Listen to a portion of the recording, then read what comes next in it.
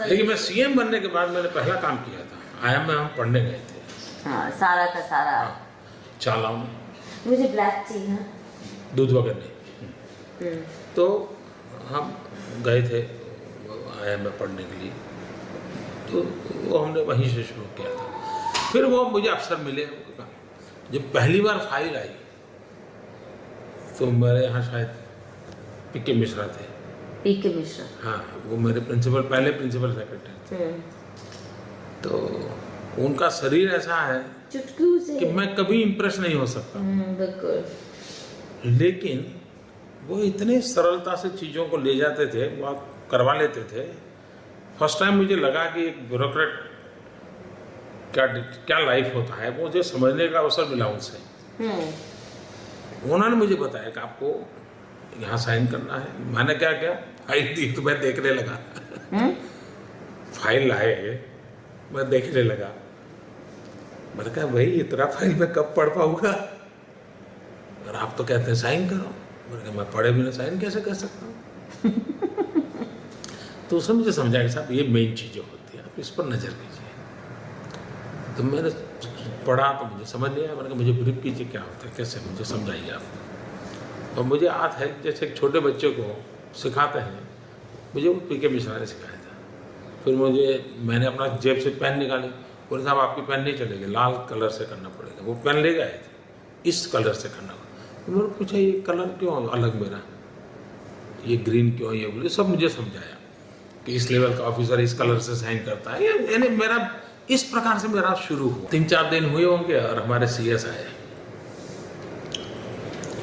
कोई मैं समझता हूँ इससे भी ज़्यादा फाइलों का ढेर लेकर के आए होंगे, इससे भी ज़्यादा 15-20 किलो वेट होगा। प्यून आकर के मेरे टेबल पर रखा।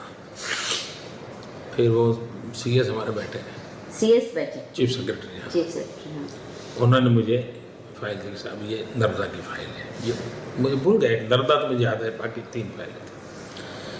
बोले राज्य की सेंसिटिव और महत्वपूर्ण इशू है, आप समय निकाल कर इसको पढ़िए, ताकि कभी भी आपको इन चीज़ों पर पोजीशन लेना पड़ेगा, बोलना पड़ेगा, आपको सारे इश्यूज को एड्रेस करना पड़ेगा।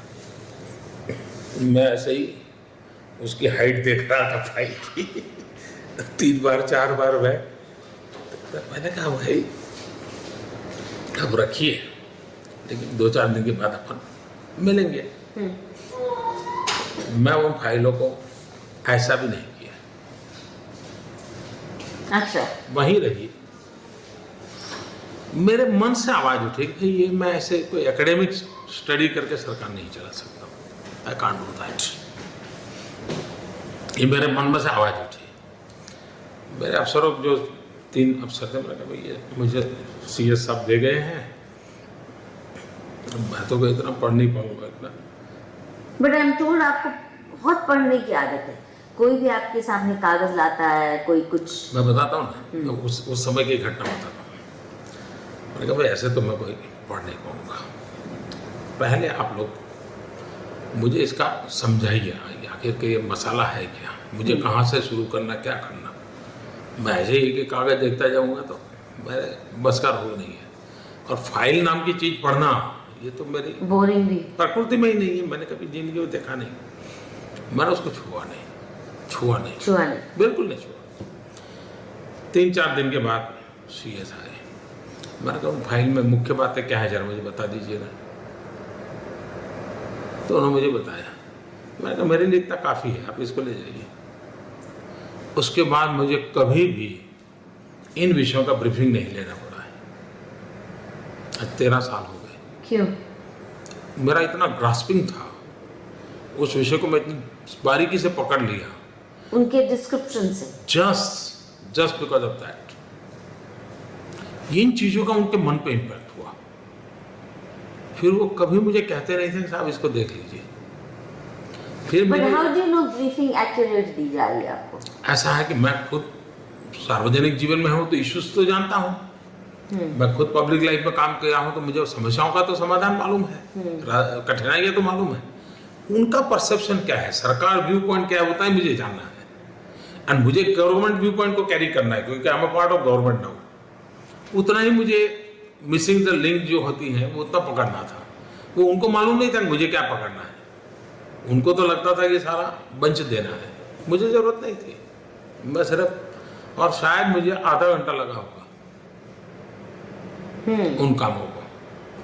दूसरा क्या होता है, मेरा फोटोजेनिक है, मैं जब कागज आता है तो यूं मैं ऐसे ऐसे नहीं पढ़ता, पूरा पेज ऐसे ही, और मैं ऐसे रख देता हूँ।